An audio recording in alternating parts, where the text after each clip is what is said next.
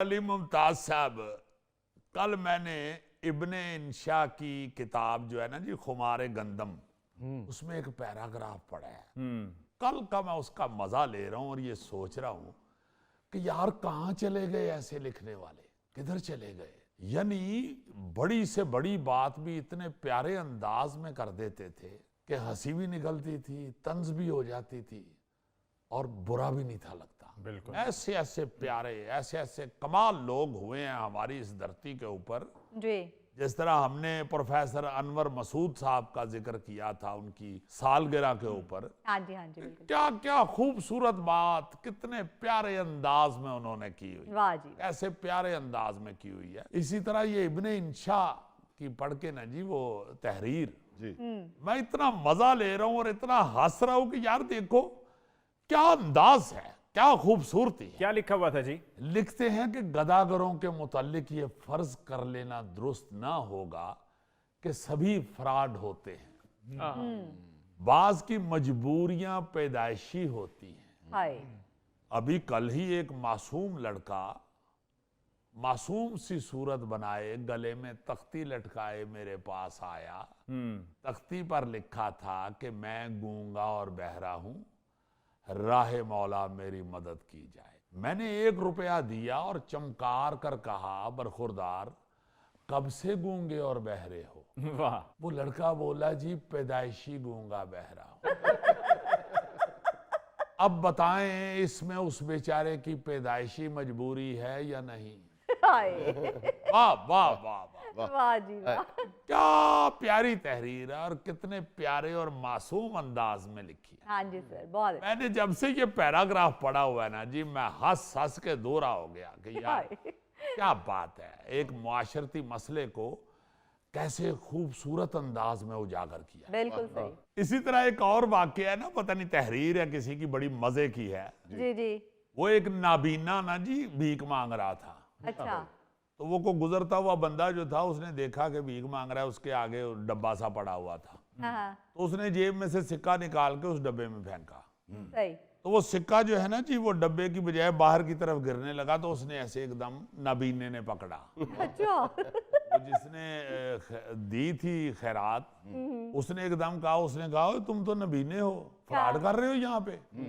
وہ تھوڑی تو تکرار ہو گئی ان کی. اچھا.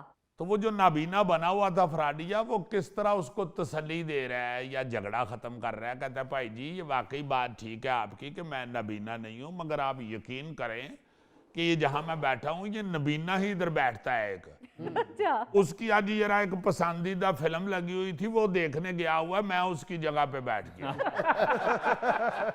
اچھا یہ گداگروں کے تو ایسے واقعات بے شمار مشہور ہیں. ہاں جی سر بالکل. ہمارے یہ جو پروڈیوسرز ہیں جناب محترم رانا آشان صاحب، جنہ دا ترکی دے سپاہی ارگا منہ ہے، انہوں نے سنایا کہ میں صبح ناشتہ لینے کے لیے بازار گیا ہوا تھا. تو ادھر کہیں کوئی نیاری والی دکان کے پاس سے گزر رہے کوئی فقیر مانگ رہا تھا. اچھا. تو اس نے رانا صاحب کو کہا جناب اللہ خیر کرے ترکی تو آئے ہو، سانو بھی کچھ یار جھوٹ نہ بولو، یہ نہیں کہا تھا اس نے. چلو یار بیچ میں سے یہ کو بھی کچھ ڈالنے دیا. فقیر نے رانا صاحب سے کہا کہ جی دیو کچھ اللہ دینا. تو اب صبح صبح کا ٹائم تھا. رانا صاحب آپ کو پتہ ہے تو بڑے پیار کرنے والی شخصیت.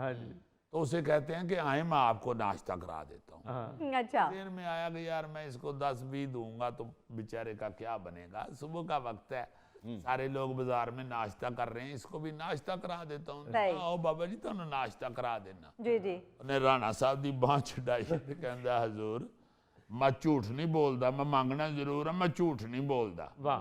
میں ناشتہ نہیں کرنا، میں سگرٹاں دی ڈبی لینی. پھر رانا صاحب نے کہا اچھا جناب چلو ٹھیک ہے ہن تسی پیندے ہو تے دسو کیڑی پیندے ہو میں وہ لیا دینا. اگر رانا صاحب نے کہندا تسی مینوں پیسے دیو، تانوں نہیں پتا 2 نمبر کیڑی ہے تے 1 نمبر کیڑی. میں خود خریداں گا، دیو ادھر 100 دا لوٹ. عزیزی صاحب میرے گھر میں ایک دفعہ ایک فقیر آیا، کہتا جناب بچے بھوکے ہیں، صبح سے کچھ نہیں کھایا، کچھ نہ کچھ دے دو. میں نے کہا یار 5000 کا نوٹ ہے، ٹوٹے نہیں ہیں، ہوتے تو میں دے دیتا. کہتا لاؤ 5000 میں بقایا دیتا ہوں. یعنی 5000 دا پان جیب چ پا کے پھر رہا تے بچے گھر بھوکے. اچھا ایسی تحریروں کی وقت اور قدر و قیمت اس وقت اور بڑھ جاتی ہے جب ہم سوشل میڈیا پر لوگوں کو چھوٹی چھوٹی باتوں کے لیے دست و گریباں دیکھتے ہیں, ایک دوسرے کے اوپر کیچڑ اچھالتے دیکھتے ہیں, ہاں جی ایک دوسرے کی تذلیل کے لیے گندے جملے لکھ رہے ہوتے ہیں, بالکل صحیح. اور مزاح بھی زیادہ تر گندا لکھا ہوتا ہے, زیادہ تر کیا تقریباً سارا ہی عجیب سا لکھا ہوتا ہے. بڑے کم لوگ ایسے ہیں, بہت کم ایسی تحریریں آپ کو سوشل میڈیا پر نظر آتی ہیں جس کو سن کے آپ واہ کہہ اٹھیں, ہاں جی ورنہ شرمندگی ہو رہی ہوتی. بالکل. اب دیکھیں نا کیسی خوبصورتی کے ساتھ ابن انشا نے بھیک مانگنے والوں کے بہانے بھی بیان کر دیے اور مزاح کا ایک اسلوب بھی قائم رکھا ہے. بالکل صحیح. کیا بات ہے, کیا بات ہے. اسی طرح ایک اور واقعہ ہے, ایک مشاعرے کے دوران نا جی جو انڈیا کے شاعر ہوئے راحت اندوری, جی جی جی بہت ہو گئے ہوئے مرحوم, اللہ تعالیٰ انہیں جنت الفردوس میں جگہ عطا فرمائے. آمین. کیا خوبصورت ان کی بھی بات ہے, واہ واہ واہ. وہ دوران مشاعرہ نا راحت اندوری مرحوم کے ساتھ کوئی بدتمیزی کر رہا تھا, ہال میں بیٹھا ہوا, جی جی جی آوازیں کس رہا تھا, ان کے ساتھ بدتمیزی کر رہا تھا. تو کہتے ہیں کہ برخوردار دیکھو میں 40 سال لگا کر اس مقام تک پہنچا ہوں جہاں سے میں غزل سنا رہا ہوں, واہ اب تمہارے مقام پر آنے میں مجھے صرف 1 منٹ لگے گا. واہ واہ میں اب اتنا لمبا سفر 1 منٹ میں ختم نہیں کرنا چاہتا. واہ واہ واہ واہ واہ. واہ. یعنی اس میں وہ یہ بھی بتا گئے کہ اچھے اور عزت دار کام کے لیے بہت عرصہ لگتا ہے, صحیح بات ہے. واہ.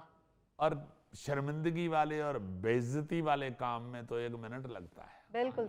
آپ نے اگر کوئی اچھا نام بنانا ہے, عزت کمانی ہے, کوئی عزت دار کام کرنا ہے اور ایک اپنی شخصیت عزت دار بنانی ہے, پروقار بنانی ہے, تو آپ کو بڑا عرصہ لگتا ہے. ہاں برے کام کے لیے تو 1 منٹ لگتا ہے. بالکل.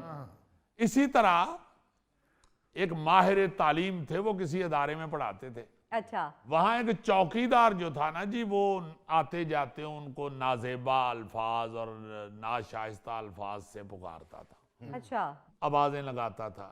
شریف آدمی بیچارے پروفیسر صاحب, تو چوکیدار جو ہے وہ بدتمیز سا ایسا, ہاں اس کو پتا چل گیا کہ یہ تو خاموشی سے سن لیتا ہے. اس نے یہ عادت ہی بنا لی کہ آتے جاتے ان ماہر تعلیم کو آوازیں کستا تھا جی. اور وہ خاموش چلے جاتے تھے. اچھا.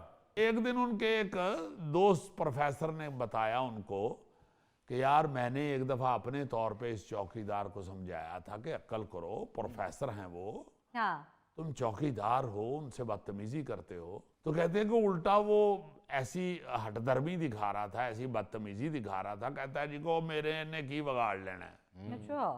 ایڈا کیڑا کوئی پروفیسر لگا ہے, میرا کی بگاڑ لینا ہے نا. اوہو.